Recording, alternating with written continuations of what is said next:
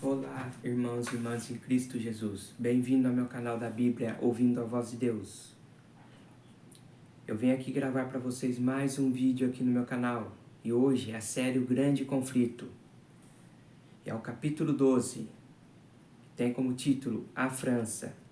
Eu vou relatar tudo aqui para vocês que a serva do Senhor, Ellen G. White, relatou aqui para nós. A história que aconteceu. São histórias reais que aconteceram na Idade Média. Eu vou relatar tudo aqui para vocês.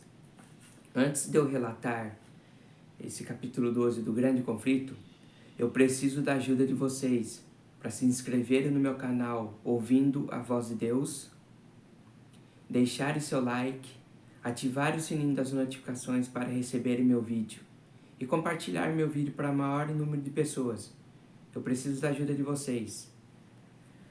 Agora vamos aqui ao capítulo 12 do Grande Conflito, que tem como título A França. Eu vou relatar tudo aqui para vocês. Após o protesto de Spira e a confissão de Augsburgo, seguiram-se anos de conflitos e trevas. Enfraquecido por divisões, o protestantismo parecia fadado à destruição. Entretanto, quando o imperador parecia triunfar, foi surpreendido pela derrota, foi forçado a pelo menos estender tolerância às doutrinas que tanto quisera destruir ao longo da vida. Viu seus exércitos serem desperdiçados em batalhas, seus recursos se exaurirem e muitos reinos ameaçarem se revoltar, ao passo que a fé que havia tentado suprimir crescia por toda parte. Carlos V estava trabalhando contra o poder onipotente. Deus dissera: haja luz. Mas o imperador havia tentado manter a escuridão intocada. Desgastado com um longo conflito, abdicou do trono e se refugiou em um monastério. Muitas das regiões da Suíça, ou cantões, aceitaram a fé reformada, mas outras se agarraram aos ensinos de Roma. A perseguição resultou em guerra civil.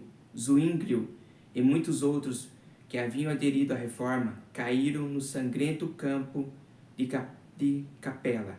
Roma estava triunfante. Em muitos lugares parecia prestes a recuperar tudo o que havia perdido. Deus, porém, não havia abandonado sua causa, nem seu povo. Em outras terras, levantou obreiros para levar a reforma adiante. Na França, um dos primeiros a receber a luz foi Jacques Lefebvre, professor na Universidade de Paris. Ao pesquisar a literatura antiga, sua intenção se voltou para a Bíblia. E ele introduziu alguns alunos ao estudo do livro sagrado. Lefebvre havia começado a preparar a história dos santos e mártires, de acordo com as lendas da Igreja, e já tinha feito progresso considerável, quando, pensando que a Bíblia poderia ajudá-lo nesse projeto, começou a estudá-la. Ali realmente encontrou santos, mas não do tipo apresentado pelo calendário da Igreja Católica Romana. Desgostoso, deixou de lado a obra que ele mesmo havia se designado a fazer e passou a se dedicar ao estudo da Palavra de Deus. Em 1512, antes de Lutero e Zwinglio haverem começado a obra da Reforma, Lefebvre escreveu: é Deus quem dá, pela fé, a justiça que somente pela graça nos justifica para a vida eterna. E ao passo que ensinava que a glória da salvação pertence somente a Deus, também afirmava que o dever da obediência pertence ao ser humano. Alguns dos alunos de Lefebvre ouviram com atenção suas palavras e continuaram a declarar a verdade por muito tempo depois da voz do mestre silenciar. Um deles foi Guilherme Farel, filho de pais religiosos e um devoto seguidor de Roma. Ele era zeloso em destruir todos aqueles que se opunham à igreja. Mais tarde, contou eu, rangia os dentes como um lobo furioso sempre que ouvia alguém falar algo contra o Papa. No entanto, a adoração aos santos, o culto em altares e adorno de relicários santos com presentes não conseguiam levar paz ao seu coração. A convicção do pecado veio sobre ele, e nenhum ato de penitência era capaz de extingui-la. Ele ouviu as palavras de Lefebvre: a salvação é de graça, é somente a cruz de Cristo que abre os portais do céu e fecha as portas do inferno. Por meio de uma conversão semelhante à de Paulo, Farel deixou a escravidão da tradição e passou a desfrutar a liberdade dos filhos de Deus. Em vez de ter o coração assassino de um lobo à espreita, ele voltou, segundo relata, tranquilamente como um cordeiro manso, inofensivo, com o coração totalmente afastado do Papa e entregue a Jesus Cristo. Ao passo que Lefebvre espalhou a luz para seus alunos, Farel saiu para pregar as verdades em público. Uma autoridade da igreja, o bispo de Meaux, logo se uniu a eles. Outros professores se aliaram à proclamação do Evangelho e conquistaram os seguidores desde os lares dos artesãos camponeses até o palácio do rei. Armando Francisco I aceitou a fé reformada. Com grande esperança, os reformadores aguardavam com expectativa o momento que a França seria ganha para o Evangelho. Suas esperanças, porém, não se concretizariam. Provas e perseguições estavam à frente dos discípulos de Cristo. Entretanto, um período de paz interrompeu ao decorrer dos acontecimentos, permitindo que se reunissem forças para enfrentar a tempestade vindoura, e a reforma fez rápido progresso. Lefebvre começou a traduzir o Novo Testamento e na mesma época em que a Bíblia luterana em alemão saía do prelo em Wittenberg, o Novo Testamento em francês foi publicado em Meaux. Logo, os camponeses de Meaux tinham as Sagradas Escrituras, os trabalhadores nos campos e os artesãos nas oficinas alegravam seus labores diários, conversando sobre as preciosas verdades da Bíblia. Embora pertencessem à classe mais humilde, os plebeus sem escolarização que trabalhavam duro, o poder reformador exaltado da graça divina era visível na vida deles. A luz que se acendeu em Meaux enviou seus raios para lugares distantes. Todos os dias crescia o número de conversos. Por um tempo, o rei conteve a ira da hierarquia da igreja, mas os líderes papais finalmente prevaleceram. As fogueiras foram acesas e muitos testemunharam da verdade em meio às chamas. Pelos nobres corredores do castelo e do palácio havia pessoas da realeza que valorizavam a verdade acima das riquezas e posições até mesmo da própria vida. Louis de Berquim vinha de berço nobre. Era dedicado aos estudos, polido nas maneiras e de moral imaculada. Ele coroou todas essas outras virtudes olhando para o luteranismo. Com ódio especial, mas Deus o guiou à Bíblia, e ele ficou surpreso ao encontrar ali não as doutrinas de Roma, mas as de Lutero. Então se entregou à causa do Evangelho. Os apoiadores de Roma na França colocaram na prisão por heresia, mas o rei libertou por anos. O rei Francisco vacilou entre Roma e a Reforma. As autoridades papais encarceraram Berquim 3 vezes, porém todo o rei mandou soltá-lo, recusando-se a sacrificá-lo ao ódio dos líderes da igreja. Berquim recebeu repetidas advertência quanto ao perigo que ameaçava na França, e apelaram para que ele seguisse os passos daquele que havia encontrado segurança no exílio voluntário. Contudo, o zelo de Berquim só se fortaleceu. Ele decidiu partir para medidas mais ousadas. Além de se posicionar em defesa da verdade, ele atacaria os erros. Seus adversários mais ativos eram os monges, culto do Departamento de Teologia da Universidade de Paris. Uma das mais elevadas autoridades eclesiásticas da nação, com base nos escritos desses doutores, Berquim extraiu 12 proposições e declarou publicamente que eram contrárias à Bíblia, apelando ao rei que agisse como juiz da controvérsia. O rei ficou feliz por ter a oportunidade de humilhar o orgulho daqueles monges arrogantes. Então ele ordenou que os religiosos católicos defendessem sua causa usando a Bíblia. Pouco auxílio encontrariam nessa arma. Tortura e fogueira eram as armas que melhor sabiam usar. Eles se viram prestes a cair no abismo, para o qual tinham esperança de empurrar Berquim. Começaram a olhar em volta em busca de um meio de escape. Na mesma época, uma imagem da Virgem que ficava na esquina de uma das ruas foi mutilada. Multidões se aglomeraram no local lamentando com ira. O rei ficou profundamente chateado.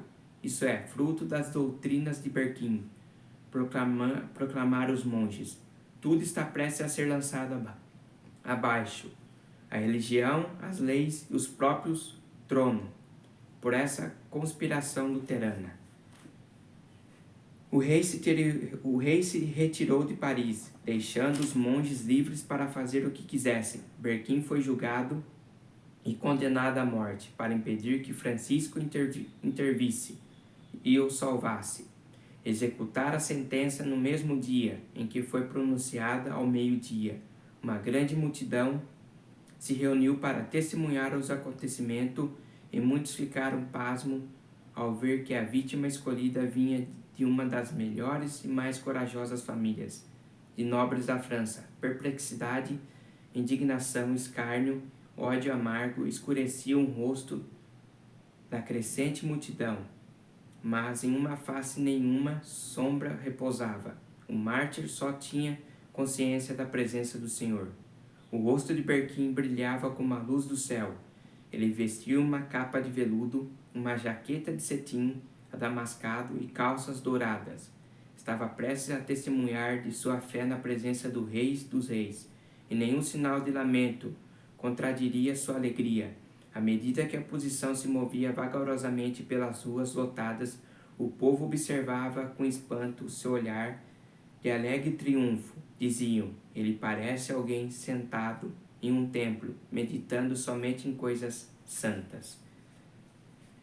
Na estaca, Berquim tentou proferir algumas palavras ao povo, mas os monges começaram a gritar e os soldados a bater suas armas. Assim, o barulho sufocou a voz do mártir. Dessa maneira, em 1529, a autoridade eclesiástica mais elevada da culta Paris deu ao populacho da França revolucionária de 1793 o exemplo abominável de reprimir no cadafalso as palavras sagradas dos que estão à beira da morte. Berquim foi estrangulado e seu corpo consumido a chamas. Os mestres da fé reformada partiram para os outros campos. Lefebvre seguiu para a Alemanha. Farel voltou para sua cidade natal, no leste da França, a fim de espalhar a luz no lar de sua infância. A verdade que ele ensinava encontrou ouvintes, logo foi expulso da cidade. Viajava então de vila em vila, ensinando em casas e prados escondidos. Encontrava abrigo nas florestas, em meio às cavernas rochosas que reconhecera quando menino. Assim como nos dias dos apóstolos, a perseguição tinha servido para o progresso do Evangelho. Afastado de Paris, de Melchix, os que haviam sido dispersos pregavam a palavra por onde quer que fossem. Dessa maneira, a luz encontrou caminho em muitas províncias remotas da França. Em uma das escolas de Paris havia um jovem calado, pensativo, conhecido por sua vida irrepreensível, seu vigor intelectual e sua devoção religiosa, sua inteligência e seu esforço transformaram no orgulho do colégio. E as pessoas achavam que João Calvino se transformaria em um dos mais eficazes defensores da igreja. Mas um raio de luz divina invadiu as paredes do escolasticismo e das superstições que envolviam Calvino. Olivetan, primo de Calvino, havia se unido à reforma. Os dois discutiram juntos as questões que afligiam a cristandade. Olivetan o protestante disse: há somente duas religiões no mundo. Aquela que os seres humanos inventaram, na qual nos salvamos por meio de cerimônias e boas obras.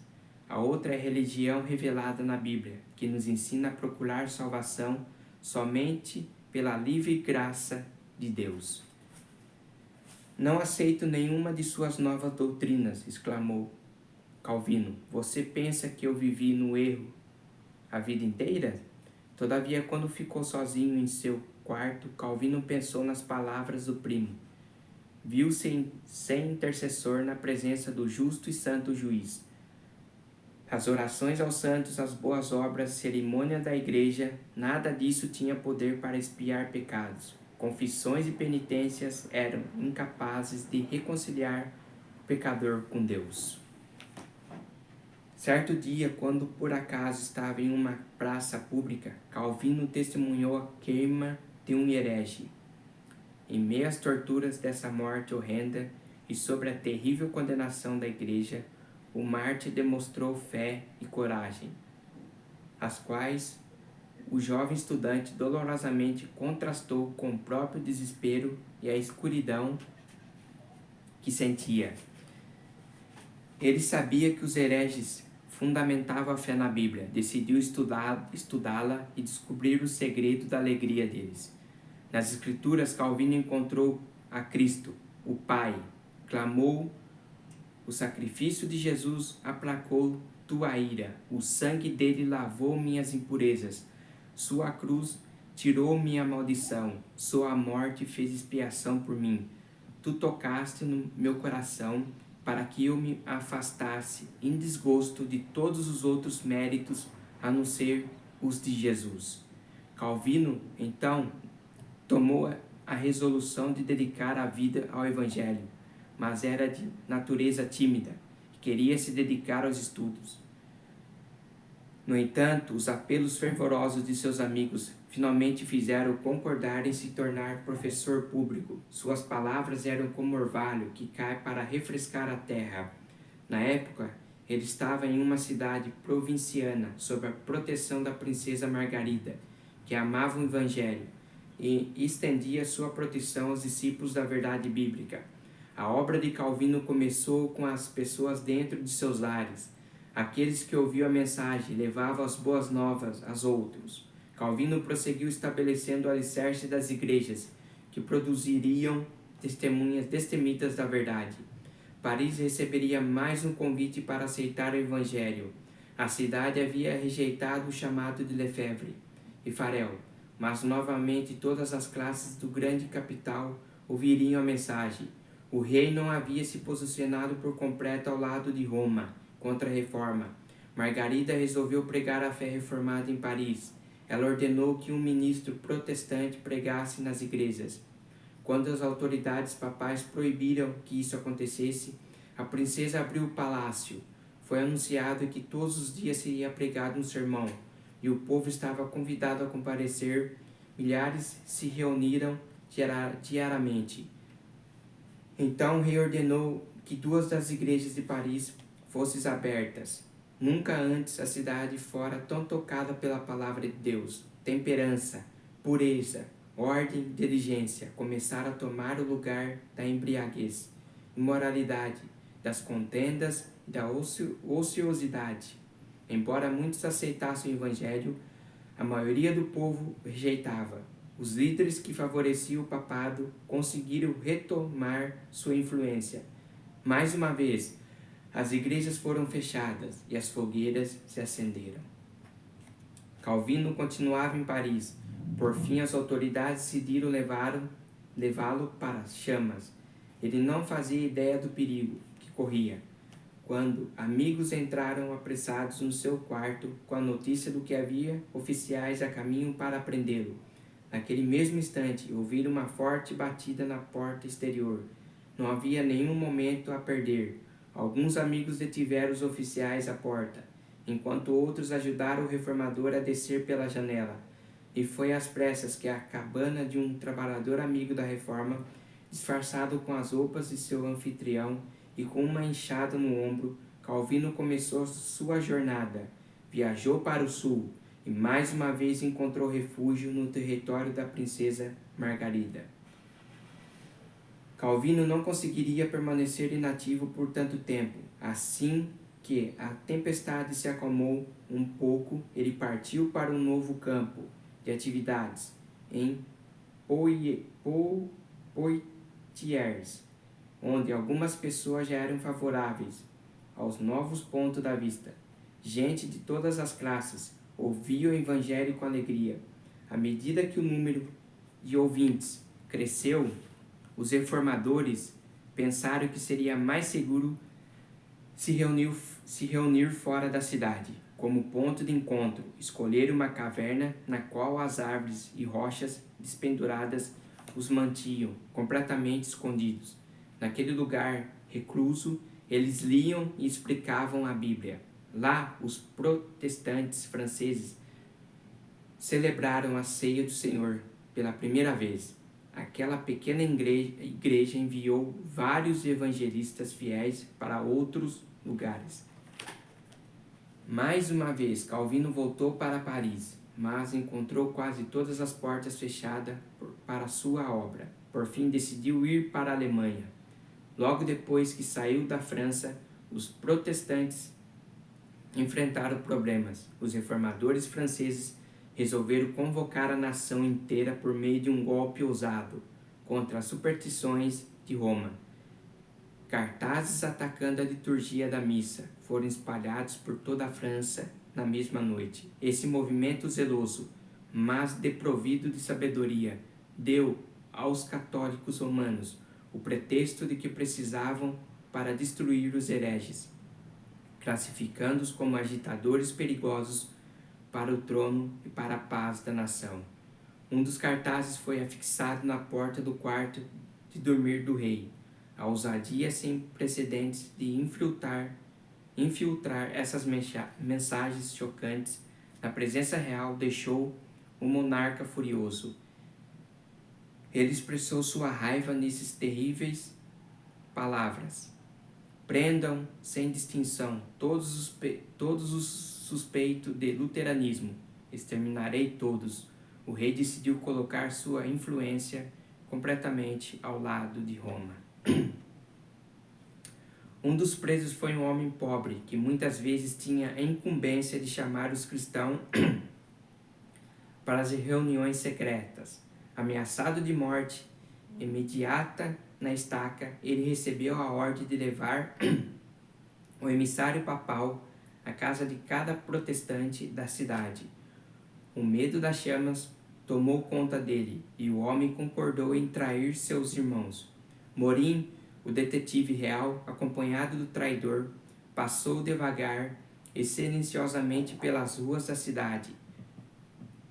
Quando chegavam à casa de um luterano, o traidor fazia um sinal, mas não dizia nada. A procissão parava, soldados entravam na casa, arrastavam a família para fora, acorrentavam seus membros e o terrível séquito prosseguia em busca de novas vítimas. Morin fez a cidade inteira tremer. Foi um reinado de terror. As vítimas foram colocadas para morrer sob cruel tortura, com a ordem de abaixar o fogo a fim de prolongar a agonia, mas morreram como vencedores, e o compromisso inabalado e a paz desanuviada. Os perseguidores sentiram-se derrotados. Toda a cidade de Paris pode ver o tipo de gente que as novas opiniões produziam. Não há púlpito como a pira de um mártir. A alegria serena que iluminava a face daqueles cristãos enquanto os prosseguiam para o local da execução fez um apelo de eloquência irresistível em prol do Evangelho. Os protestantes foram acusados de tramar um massacre aos católicos, da derrubada do governo e do assassinato do rei. Os acusadores não eram capazes de apresentar nenhum pingo de evidência para apoiar suas alegações. Enquanto isso, as crueldades feitas aos inocentes protestantes se acumulavam como um imenso peso de castigo. Devido em séculos posteriores, acarretou exatamente a queda que os acusadores haviam predito para o rei, seu governo e seus súditos. Na verdade, em que fez isso foram infiéis e os próprios defensores do Papa. A repressão do protestantismo traria esses desastres terríveis à França. Suspeita, desconfiança e terror se espalharam para todas as classes da sociedade. Centenas fugiram de Paris, exilando-se de sua terra natal. Em muitos casos, a partida foi o primeiro indício de que a pessoa era favorável à fé reformada. Os oficiais que apoiavam o Papa olhavam em volta, perplexos, ao se dar conta dos hereges inesperados que haviam sido tolerados no meio deles. O rei Francisco I se deleitava em reunir eruditos de todos os países em sua corte. No novo zelo de erradicar as heresias, esse patrono do conhecimento proclamou um edito abolindo a imprensa em toda a França. Francisco I foi um dos muitos exemplos da história de demonstrar que cultura intelectual não impede a manifestação de intolerância religiosa e perseguição. Os padres exigiam sangue para expiar o insulto feito ao alto céu por causa da condenação da missa. O dia 21 de janeiro de 1535 foi escolhido para a terrível cerimônia. Na frente de todas as portas havia uma tocha acesa em honra ao Santo Sacramento. Antes do dia raiar, a procissão se formou no Palácio do Rei. O bispo de Paris levava a história debaixo de um magnífico dócil, carregado por 4 príncipes da realeza. Após o anfitrião ir ao rei, naquele dia Francisco I não usou coroa, nem veste real. Diante de cada altar, ele se prostrava em humilhação, não pelos vícios que contaminavam sua alma, nem pelo sangue inocente que manchava suas mãos, mas pelo pecado mortal de seus súditos que haviam ousado condenar a liturgia da missa. O rei apareceu no grande saguão do palácio do bispo. Em palavras de tocante eloquência, lamentou o crime, a blasfêmia, o dia da tristeza e desgraça que tinham sobrevindo à nação. Então conclamou todos os súditos leais a ajudarem a erradicar a heresia mortal que ameaçava a França de ruína. Lágrimas embargaram sua voz e toda a assembleia chorou, exclamando em conjunto: viveremos e morreremos pela religião católica. A graça que traz salvação aparecera, mas a França, iluminada por seu brilho, lhe deu as costas, escolhendo as trevas em lugar da luz. Chamaram o mal de bem e o bem de mal, até caírem vítimas do próprio engano. Rejeitaram deliberadamente a luz que poderia salvá-lo do engano e de manchar o coração com a culpa por sangue inocente. Mais uma vez, a procissão se formou. A curta distância um dos outros foram construídos cada falsos nos quais determinados cristãos protestantes seriam queimados vivos. Tudo foi organizado para que o fogo fosse aceso. No momento em que o rei se aproximasse e a procissão parasse a fim de testemunhar a execução, não havia hesitação por parte das vítimas. Quando pediram a um que se retratasse, ele respondeu: só creio naquilo que os profetas e apóstolos pregaram muito tempo atrás, no que todos os santos acreditaram. Minha fé tem com uma confiança em Deus, capaz de resistir a todos os poderes do inferno. Quando chegaram ao palácio, a multidão se dispersou. O rei e os oficiais da igreja se retiraram, parabenizando-se porque a obra continuaria até a heresia ser destruída por completo. O evangelho da paz que a França rejeitou realmente seria extirpado, mas as consequências seriam terríveis. Em 21 de janeiro de 1793, outra procissão passou pelas ruas de Paris. Mais uma vez, o rei era a figura principal, Mais uma vez houve alvoroço e gritaria. Mais uma vez o clamor por mais vítimas foi ouvido. Mais uma vez houve cadafalsos negros. Mais uma vez as cenas do dia terminaram com execuções horrendas. Luís, 15º, lutando contra seus carcereiros, capatazes, foi arrastado até o bloco, segurado à força, até o machado cair e sua cabeça cortada rolar pelo cadafalso. Quase no mesmo lugar, 2.800 seres humanos morreram guilhotinados. Vou falar um pouquinho aqui. Vocês viram o que aconteceram? Aqui que eu estou lendo para vocês? Isso é sério. Isso aconteceu. Morreram muitas pessoas guilhotinadas, cabeças cortadas, torturadas, queimadas em prol do Evangelho de Cristo, pregando a verdade, levando a verdade. Aconteceu a perseguição em prol da verdade de Cristo. Papas e padres, monges, iam contra essas pessoas que pregavam a verdade. Os papas, os monges, os padres, queriam que eles fossem a favor de Roma, as doutrinas de Roma, mas eles não foram a favor de Roma. Eles foram à luz da palavra de Deus. A luz. Quem que é a luz na Bíblia? É Cristo. Então, por isso que as pessoas morreram. 2.800 seres humanos morreram guilhotinados. A Reforma havia apresentado ao mundo a Bíblia aberta. O amor infinito revelara à humanidade os princípios do céu. Quando a França rejeitou o dom do céu, plantou as sementes da ruína. A operação inevitável de causa e consequência resultaram na Revolução Francesa e no reinado do terror. O ousado e zeloso Farel tinha sido forçado a fugir de sua terra natal para a Suíça. Todavia, continua a exercer forte influência sobre a Reforma. Na França, com o auxílio de outros exilados, Farel introduziu os escritos dos reformadores alemães para o francês, e assim como a Bíblia, esses documentos eram impressos em grande quantidade. Vendedores itinerantes de livros vendiam as obras por toda a França. Farel começou sua obra na Suíça, exercendo o papel humilde de professor, introduzindo cuidadosamente as verdades da Bíblia.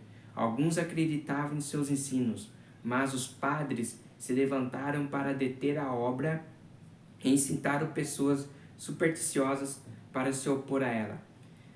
Esse não pode ser o Evangelho de Cristo, inflamavam os sacerdotes, pois sua pregação não traz paz, mas guerra.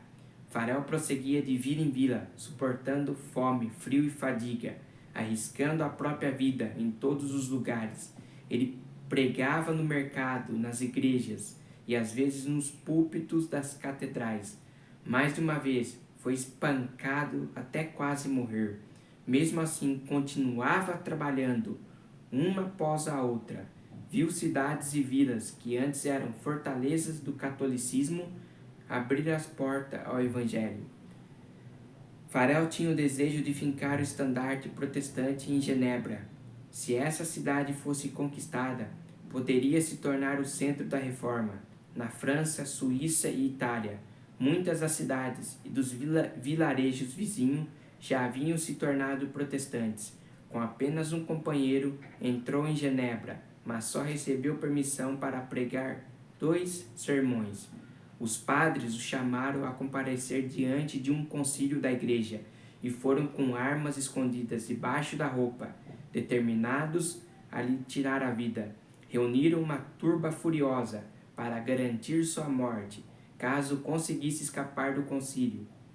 No entanto, a presença de magistrados e de uma força armada o salvou. No início da manhã, seguinte, ele foi levado para outro lado do lago, até um lugar seguro. Assim terminou seu primeiro esforço de evangelizar Genebra. A tentativa seguinte envolveu um instrumento mais humilde, um jovem de aparência tão simples que até os professos amigos da Reforma tratavam com frieza. O que alguém assim poderia fazer onde Farel tinha sido rejeitado? Deus escolheu que para o mundo é fraqueza, para envergonhar o que é forte. 1 Coríntios 1, 27. Fromente começou sua obra como professor. As verdades que ensinava às crianças na escola eram repetidas por elas em casa. Logo os pais apareceram para ouvir o que a Bíblia explicava. Novos testamentos e folhetos eram distribuídos de graça. Depois de um tempo, Fromente também teve de fugir, mas as verdades que havia ensinado foram internalizadas na mente das pessoas. A reforma estava então implantada. Os pregadores retornaram finalmente à adoração protestante. Foi estabelecida em Genebra. A cidade já havia se declarado favorável à reforma quando Calvino entrou por suas portas. Ele estava a caminho de Basileia, mas foi forçado a fazer um desvio passando por Genebra. Farel reconheceu as mãos de Deus naquela visita, embora Genebra tivesse aceitado a fé reformada. A obra de regeneração precisava ser realizada pelo poder do Espírito Santo, não por decreto de concílios. Embora o povo de Genebra tivesse derrubado a autoridade de Roma, não estava tão pronto para renunciar aos vícios que haviam fincado profundas raízes durante o domínio católico. Em nome de Deus, Farel apelou solenemente ao jovem evangelista que permanecesse e trabalhasse ali. Calvino recuou alarmado. Ele não queria confrontar o espírito ousado e até mesmo violento dos habitantes de Genebra. Desejava encontrar um lugar tranquilo para estudar, onde pudesse instruir e edificar as igrejas por meio de material impresso, mas não ousou recusar. Parecia-lhe que a mão de Deus estava estendida do céu para tomar posse dele e o segurar para sempre no lugar de onde estava tão impaciente para sair. As condenações do Papa trovejaram contra Genebra. Como a pequena cidade seria capaz de resistir à poderosa hierarquia que havia forçado reis e imperadores a sujeitar? Passados os primeiros triunfos da reforma, Roma convocou novas forças para destruí-la. Criou as ordens dos jesuítas, a mais cruel, inescrupuloso e poderoso de todos os defensores do sistema papal. Amortecidos para as súplicas da afeição natureza e com a consciência completamente silenciada, seus membros não reconheciam nenhum governo, nenhum laço a não ser da própria ordem. O Evangelho de Cristo havia capacitado seus seguidores a suportar sofrimentos, frio, fome, labuta e pobreza, exaltando a verdade em face da tortura. Masmorra e fogueira. O jesuitismo inspirou seus seguidores com um fanatismo que lhe permitiu suportar perigos semelhantes a reunir todas as armas do engano contra o poder da verdade. Não havia crime grande demais a se cometer, nem engano vil demais para praticar ou disfarce difícil demais para assumir. Seu objetivo calculado era derrubar o protestantismo, restabelecer a supremacia papal. Revestiam-se de uma aparência de santidade, visitando as prisões e hospitais, cuidando dos doentes e pobres, levando sobre si o nome santo de Jesus, que andou fazendo bem. Contudo, debaixo do exterior imaculado, com frequência ocultavam intenções criminosas e mortais. Um princípio fundamental da ordem é que o fim justifica os meios. Mentira, roubo, perjúrio e assassinato eram louváveis quando ajudavam a cumprir os objetivos da igreja. Disfarçados, os jesuítas se infiltraram nos gabinetes de Estado, tornavam-se conselheiros reais e moldavam a política das nações. Tornavam-se servos a fim de desempenhar o papel de espias contra seus patrões. Fundavam faculdades para príncipes e nobres, bem como escolas para um povo comum. Atraíram os filhos de pais protestantes a observar os ritos católicos. Assim, a liberdade pela qual os pais trabalharam e sangraram era atraída pelos filhos. Aonde quer que fosse um jesuíta, seguia-se um reavivamento católico. Para lhe dar maior poder, o Papa promulgou um decreto restituindo a Inquisição. Mais uma vez, as autoridades da Igreja estabeleceram essa terrível tribunal, e as atrocidades terríveis demais para ver a luz do dia foram repetidas em suas masmorras secretas. Em muitos países, milhares e milhares dos melhores da nação, mais intelectuais e eruditos, foram mortos ou forçados a fugir para outras terras.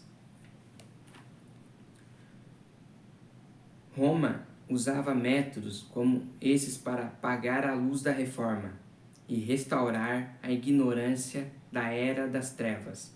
No entanto, pelas bênçãos de Deus e os esforços de homens nobres que ele levantou para seguirem Lutero, o protestantismo não foi derrubado. O movimento não devia sua força ao poderio militar dos príncipes.